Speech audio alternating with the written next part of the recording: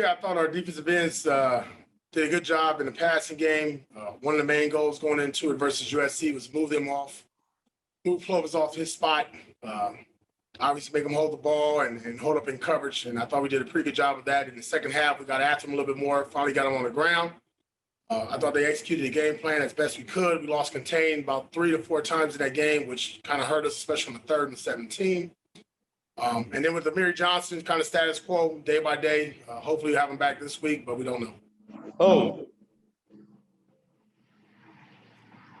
AP, hopefully this game against Cal does take place on Saturday, but as far as watching them on film in the game, obviously they did not have a game last week, but do you feel that you're most likely going to see what you saw last year, and what kind of challenges do you see in specific from the Golden Bears? Yeah, it'll be interesting. I mean, against our game, the quarterback was playing really well up to that point, got injured. We saw the backup quarterback and the game change, went to more of a running game, not so much throwing.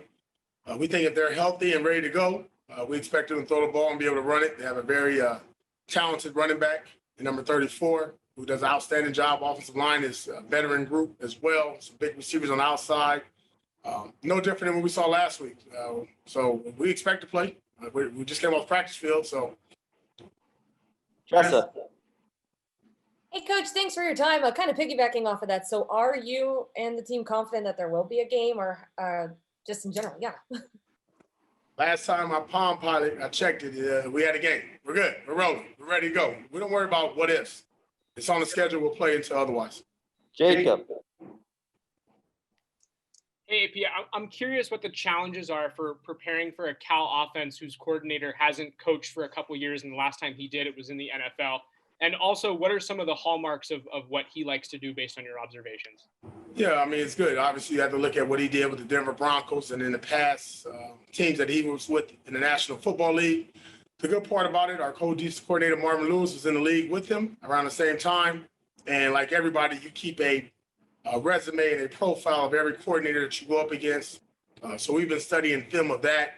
There's a lot of things that Cal did well offensively with their quarterback and their system they had last year. I'm sure there'll be some carryover. But more importantly, and like all coaches say, it's very cliche, is, it's all about us, execute like we had to do last week and finish games and get off the field on 3rd and 4th downs. That's the most important part about this ASU defense, is take care of ourselves. Michael.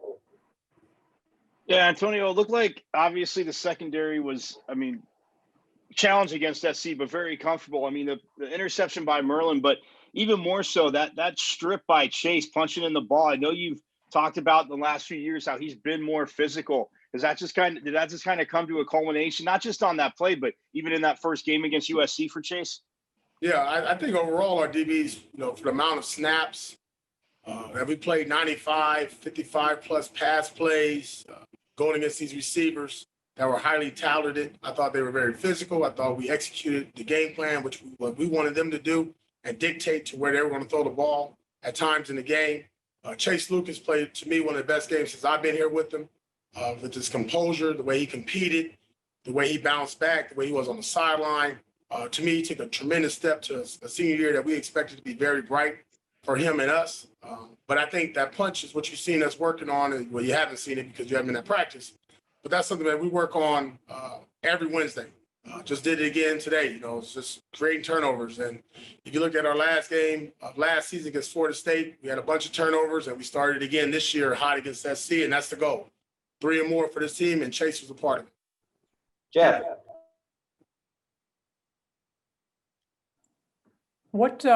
When you think about things that you'd like to see improve, sort of critiquing your defense, what would be at the top of that list going into a Cal game?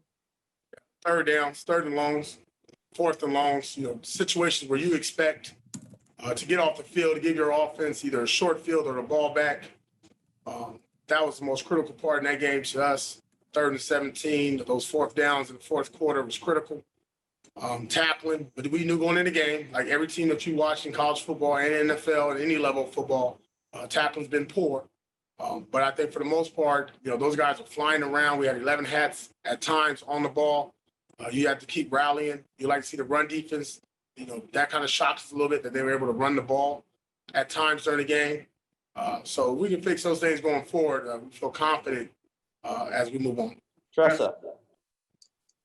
Coach, just curious, I remember you've mentioned, that it's next man up mentality and that if you want a ball, you better play that way. Was there any sense of a hangover or a lag at practice at all coming off of the loss?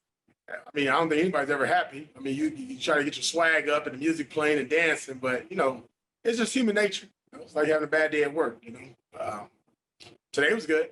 Today guys are focused. One thing I would say is with anything, with going into the game, the hype, obviously the national exposure, the way the game played out, the lead that we had, there was some disappointment. But you got to have that move on mentality. And that goes for a play, that goes for a game. Cal's not going to feel sorry for us. We kicked the ball off here on Saturday. And today we didn't feel sorry for ourselves. We went out there and worked and had a good practice. Doug. AP, a recruiting question. Rashad White was kind of a late addition to the recruiting class.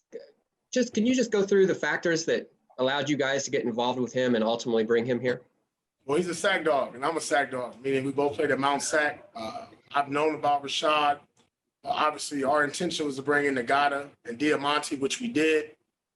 We didn't have some guys who didn't exit our program, either through the portal or other ways. And at that time, it was weird because we played UCLA, and Rashad was committed there at the time, and I knew it, and I'm good friends with Deshaun Foster. And I was kind of alerted at that time that he was not going to attend UCLA. They wasn't going to take his commitment. They were going to go in a different direction. And I kind of just waited. And then when our staff came to me about the opportunity to recruit another running back, I brought Rashad up, brought him up again. And by the third time, I think they realized this kid was pretty good and talented. And, us be having the same path, me being a JUCO guy, playing at that junior college, having success. I told him he'd be given the opportunity to compete just like he was, and he took advantage of it. Zach. Hey, Coach, I don't need to tell you that that Evan Fields had a pretty strong performance the other day. How has his progression been over the past few years that you've been in Tempe? Man, look, I'm glad that we finally got him back in, half field safety, quarter safety. What you see is a missile. And I don't know how it looked on the TV copies, but when we were out there, I mean, there were some loud collisions with number 4 involved. He was flying around. I don't think I've ever been a part of a game where a defensive back had that many tackles and physical tackles and played, I think he played 90 snaps if I'm correct or so. But I think the progression has been really well because when we first got here, he was a kid who just had started playing, obviously in year 1 with us.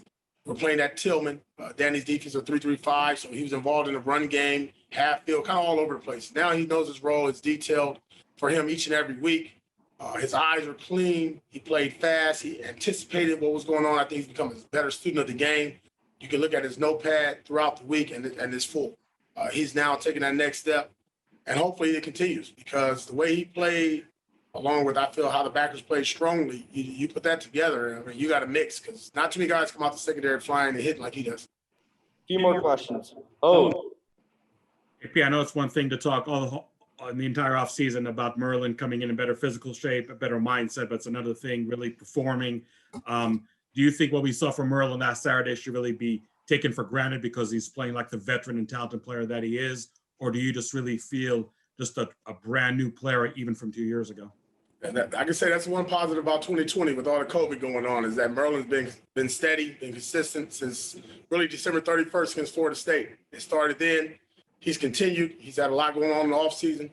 I don't know if you saw, but on the sideline, we were extremely excited and fired up every time he made a play because it came to fruition. It's not about the talk. Like Coach says, words and action. We put it on the field. Merlin put it on the field. He played his tail off. That's a game, obviously, that's very personal for him. But more importantly, that was a game that he needed for his confidence to prove, not to everybody else, but to himself, that the work that he did on and off the field, he can show it to everybody. And I'm hoping and praying that he has a healthy season and keeps continuing going. And obviously, with the loss of his father, I know his goal is to play in the National Football League. And I know it's far-fetched. And I'm praying that happens for him. I'm hoping it's this year, and he helps us win more games and plays like he's playing because when he plays that well, he brings a certain energy and passion and mentality to our team. Merlin and Butler are kind of the enforcers of our group. Butler's a physical presence, but Merlin, he makes those game-changing moments, and you saw it on Saturday. Alex. Hey, Coach, is there sort of an extra challenge dealing with a team that has tape on you guys from last week, but you don't have any from this season? No, each week is different. I mean, game plans change, personnel change each and every week. They got to go into it not knowing what we're going to do. I mean, I think we have a good group of guys that we can interchange and play in different positions. So I think that'd be intriguing to see as well. But I think that you go in every game and you come up with a game plan, you have to adjust. Game of football is about adjusting. We'll have a first quarter plan and it will change as the game goes on. Last question, Michelle. Hey, Coach, what's been the biggest difference for Mike Matus this year? Obviously, he didn't play a whole lot last year, and this year, what we saw in this game, he was phenomenal. Reps. When you get reps in practice, you get better each and every day. Matus has always been I call him a blue collar kind of guy. You know, he's been a guy that's been like the next man up, a rotational guy. But this offseason, he's really taken care of his body. He's gotten bigger, stronger. I thought Coach Rodriguez did an outstanding job with him, with his technique, his fundamentals, and that was on full showcase on Saturday. And to me, he's just now showing what he has. And each and every week and each and every day, you see him get better. You see it. You really see it in practice. It's sad that you can't see it here as reporters and beat writers, but he works at it. He asks the right questions. He's smart. He's a student of the game. He makes us better. I mean, obviously, he embodies what it is like to be a Sun Devil.